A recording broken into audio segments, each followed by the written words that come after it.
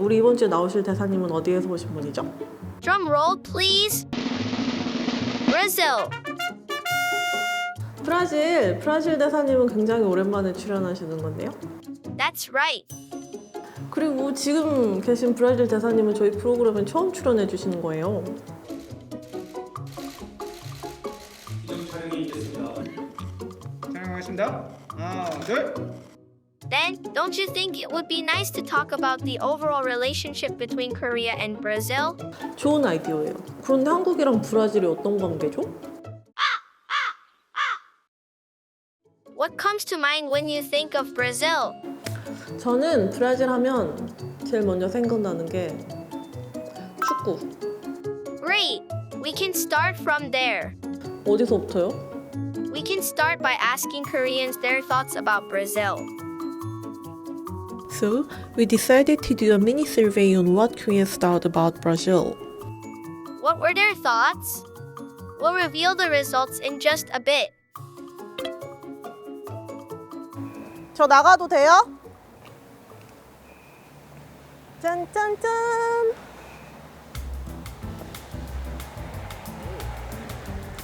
짜잔!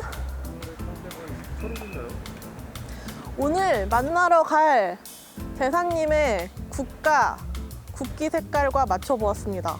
맞춰보세요. 초록색이 국기에 들어있는 곳이 어디가 있죠? 어떤 국가가 있죠? 땡! 시간이 지났어. 땡! 정답은 바로 브라질입니다.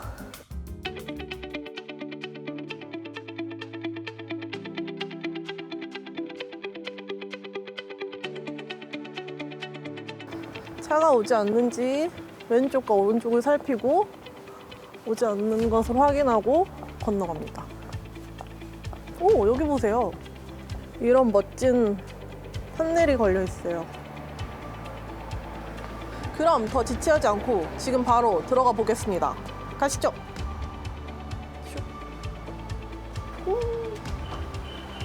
초인종을 눌러볼게요.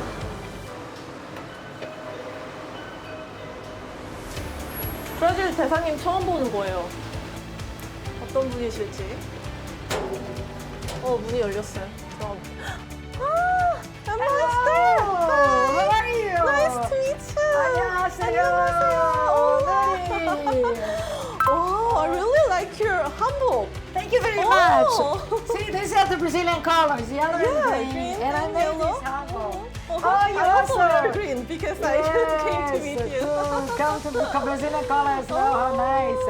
I really had like this made for me in Dontemoon with the Brazilian colors to celebrate the 60th anniversary of the Korean immigration. Oh. Right. 2023 is the 60th anniversary of Korean immigration to Brazil. So now we A special guest greeted us when we entered the house. Oh. This is Nika. Nika is a Korean dog. Hi. Yeah. Hi. Oh, this is the dog you adopted. I Yes, read this is the article. dog I adopted. Hi.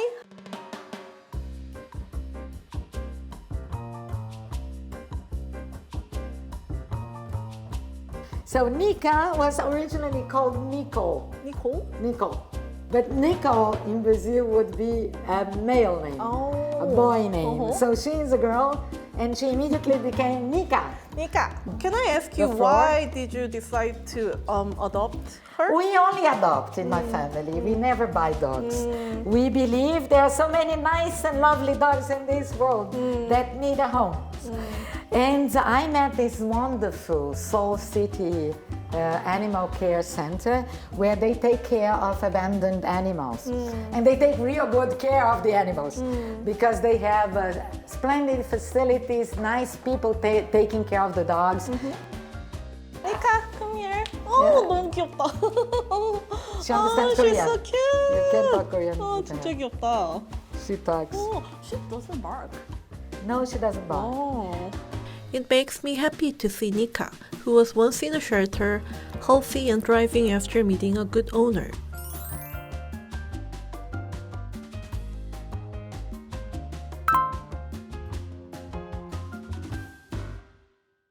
하나, 둘, 셋. Shall we start? Yes. Okay, so Ambassador, before I came to here, I conducted a mini survey focusing on people around me. I asked a few questions regarding Brazil. Yes. And the first question was, what comes to your mind when you think of Brazil? Which answer do you think came out the most? If I had to say immediately like that, I would say soccer. Oh, soccer. Yes.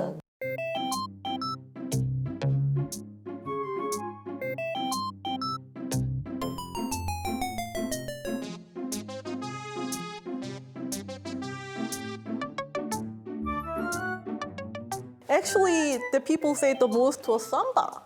Oh, interesting. Okay. Fantastic. Yeah, so samba. samba is one of Yes. the popular cultural manifestations of Brazil, of course. It's our worldwide known dance for carnival, but it's also a music. See, samba and the carnival is very different from samba, the music. But it's a very rich rhythm with percussion, with many other sounds. So it's very, very interesting. And in carnival, it's really enthusiastic. You cannot stop. You have to move if you listen to samba music during the carnival. And People would dance like this. Yeah. And I asked one more question. It was, if you travel to Brazil, is there any place you want to go or experience? Where do you think they want to go the most? For me, the natural reply would be Rio de Janeiro. Wow, she got the answer right. What are the ambassador's thoughts on this? Yeah, I can agree with these people because to choose one city in Brazil or to choose one place in Brazil may be a difficult choice. Of course, the Iguaçu Falls are a wonder of nature. We call it the meeting of three countries because we have three parts of South America, Brazil, Paraguay, and Argentina that meet together, and there are falls on the Argentinian side and on the Brazilian side. So it's really something fantastic. And the Amazon, well, the Amazon is absolutely gorgeous. I had an ambassador years ago who said that the Amazon was the last chapter, unwritten chapter of the book of Genesis, the first book of the Bible, the one who talks about the creation of the world. After having created all these marvels that we know in the world, then God sit down and created the Amazon. Because it is the most mega diverse region of Brazil, the one who has the most biodiversity in terms of plants, animals, insects, fishes. It's fantastic to see. I think these were the general perception that Koreans have towards Brazil. But I think with you here, I think you can promote a lot more about Brazil in Korea. Yes, I guess one of my jobs here is to promote my country and to talk a little bit beyond what is the most well-known elements of the Brazilian reality to you. So I also did a lot of research for today's interview, and I found out one of the most interesting things was that Korea imports a lot of Brazilian food items. Yes. If you had to describe in two lines Brazil's economic riches, I would say Brazil is a mega powerhouse in agribusiness. See, not only agriculture, agribusiness as a whole, which encompasses also all the animal protein sector and encompasses all the logistics and technologies that come with it. Brazil has a very high tech agriculture.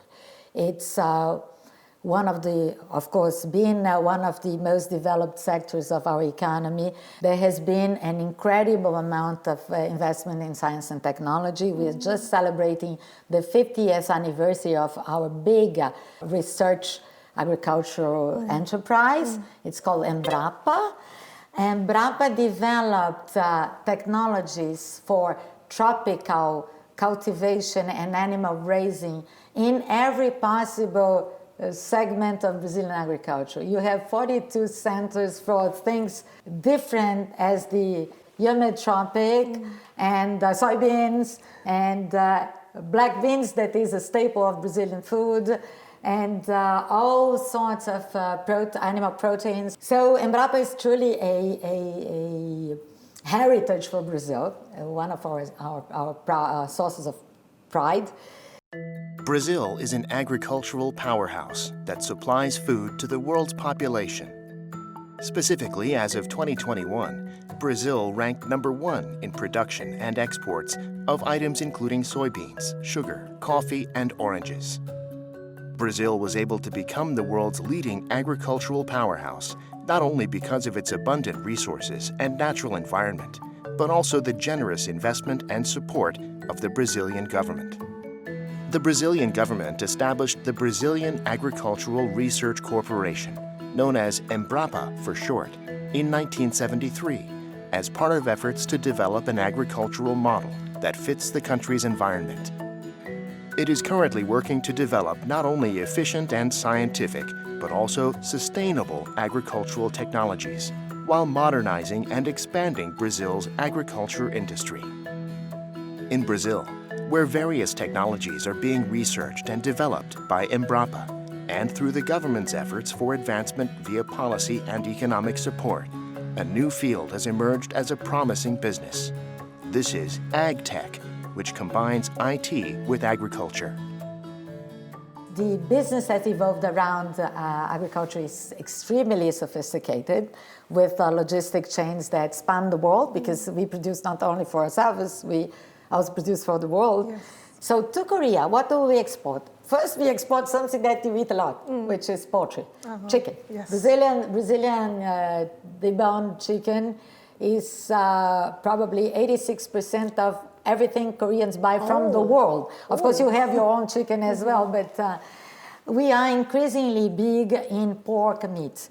We are planning to bring here this year a big Brazilian chef, a lady chef, that has the 7th best restaurant in the world. Wow. And she does only pork. Wow. Okay?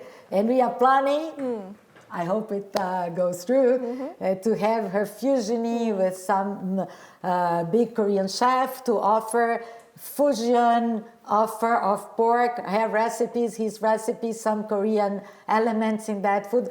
Hopefully, this will work out well, and we are going to do that. We are still in the process of enabling our meat, our beef meat, to enter the Korean market, something that I would hope to accomplish during my period here. Let's see. But we also export a lot of alcohol. And the alcohol, we export in the form of undernatured alcohol. This is used to produce soju. Oh, really? Yes, the more, I would say, on-the-table soju, not the very sophisticated ones, but the day-to-day soju is produced apart with our ethanol. Oh, I didn't know that. Alcohol. Also, this alcohol can be used for industrial applications, of course. It's a different form of alcohol. In Brazil, actually, we use this ethanol to power our cars. More than 80% of the cars produced in Brazil are FFVs or flex fuel vehicles that can run on both gasoline and ethanol. In the mid-1970s, after the first oil shock, Brazil promoted the use of ethanol to reduce its dependence on oil. With the goal of energy independence, the Brazilian government implemented Program Proálcool in 1975, legislating subsidies and tax incentives for ethanol use. In 2003, the flex motor was developed, and most cars produced in Brazil can run on both gasoline and ethanol.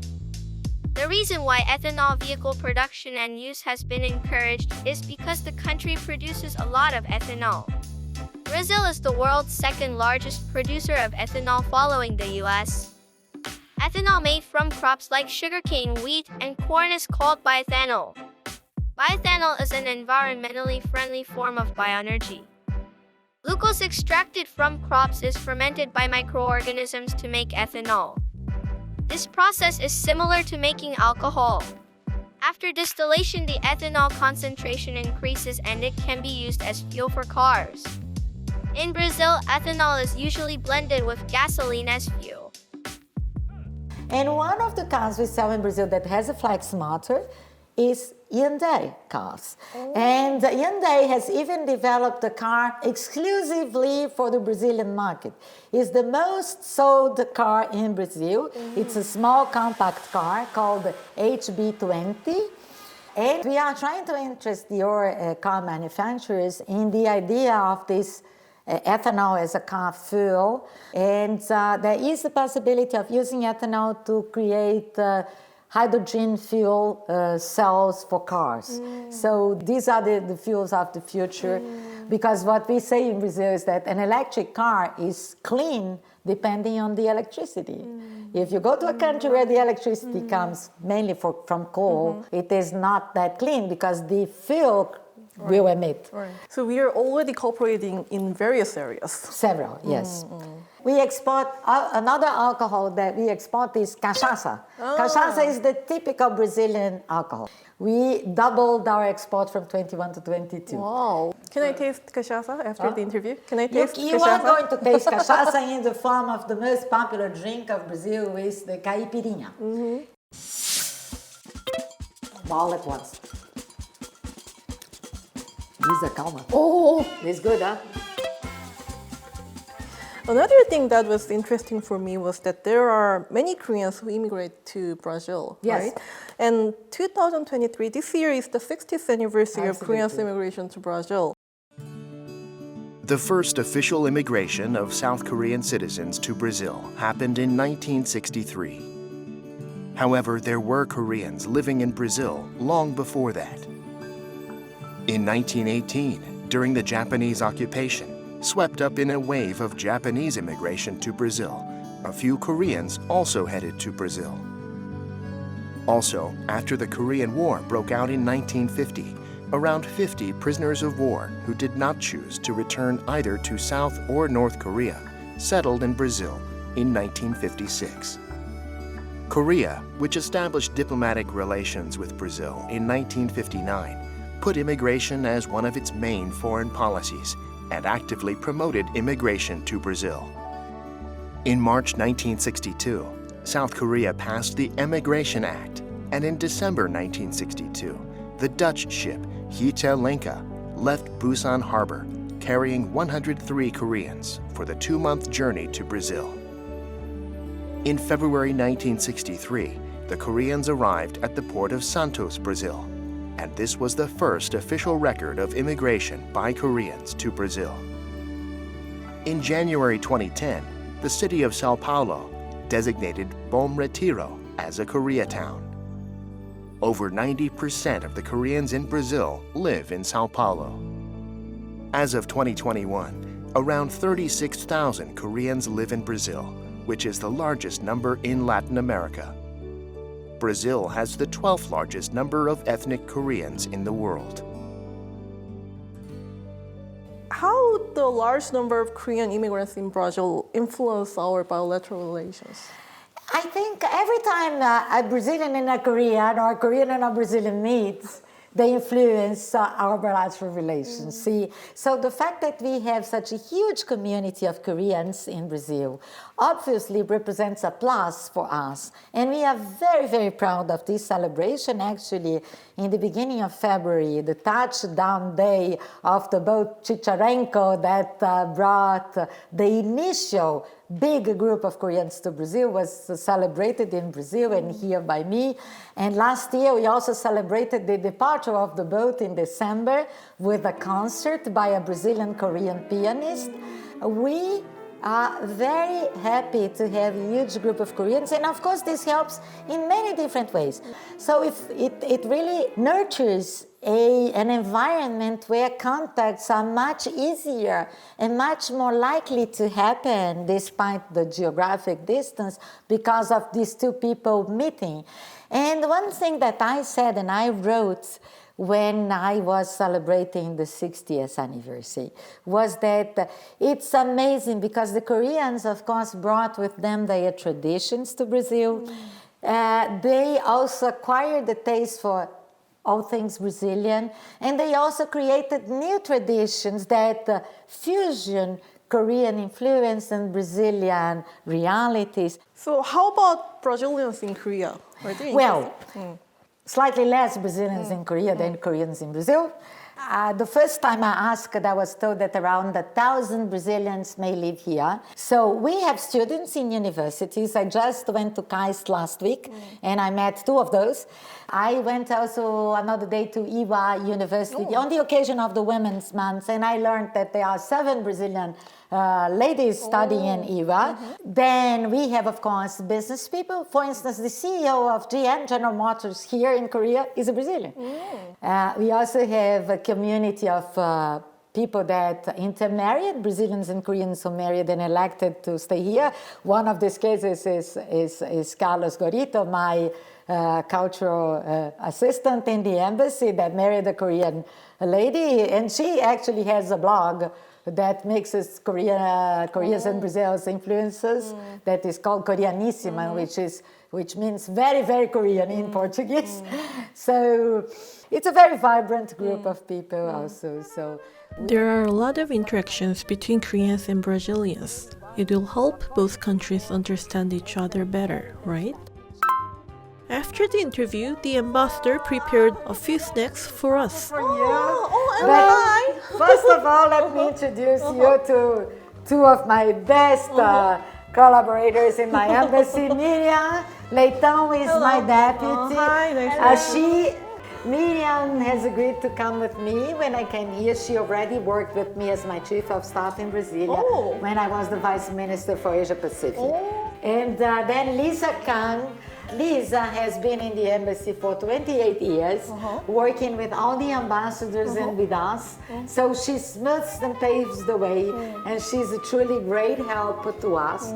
She was born here, raised in Brazil, and came back with a business mission and found her husband. Maybe I think I can call you a bridge connecting Korea and Brazil.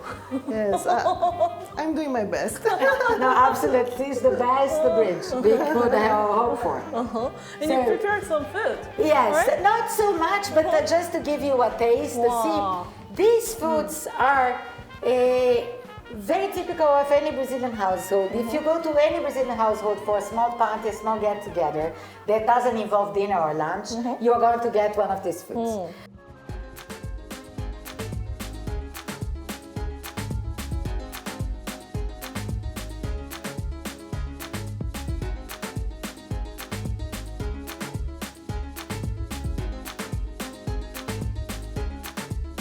Oh, and here's the capriana that was mentioned before. Cheers! Cheers. Coffee. But you don't need to drink it all in one time, all at once. This is a calma. Oh, It's good, huh? This is strong. very good. Be careful. 진짜 맛있다. 이 술인 거죠? 네. O que ela falou? Perguntou se é alcoólico, sim. É, yes. Yes. 51% alcohol.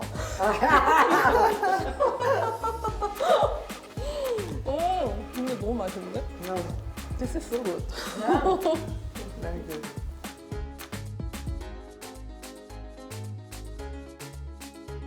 What was your first impression of Korea when you first arrived here? Of Seoul, a very modern city, very clean, very safe, very interesting also because there's these old buildings like the palaces, and right beside it a huge skyscraper. So very interesting, and people are very nice. How about you? How about your first impression of Korea? My first impression was fantastic because I love nature. And here we have Bukatsan or Buksan. I go to the trail every day I can. And in the first weekends, all of them, what I did most was walk in the mountain because it was summertime and go to Jimjibang. 찜질방. She loves. You already love it. You already became a Korean. No, I love it. I love the scrub. But I also love to go in the different waters, different temperatures. I always go to the hottest water and then to the coldest water. And then I go to the scrub. This weekend I'm going to do that.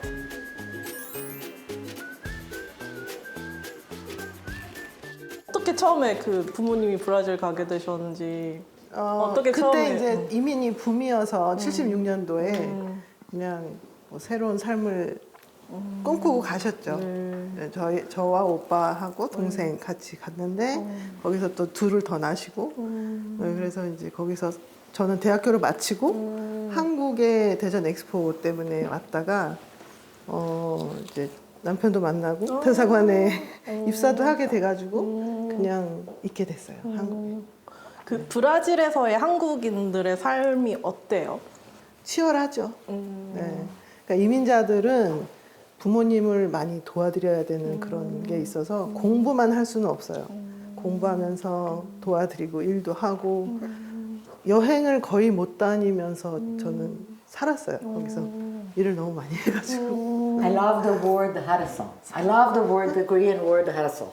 하르소, 하르소? 알았어요. 알았어요. Good, okay. 알았어요. Because in Russian, хорошо, it's the same, хорошо. It's okay, let's go, fun, that's okay. 알았어요. We had a fun day thanks to the ambassador who was great fun and the embassy staff who greeted us like family. I wondered if this was the kind of hospitality I would feel if I ever visited Brazil.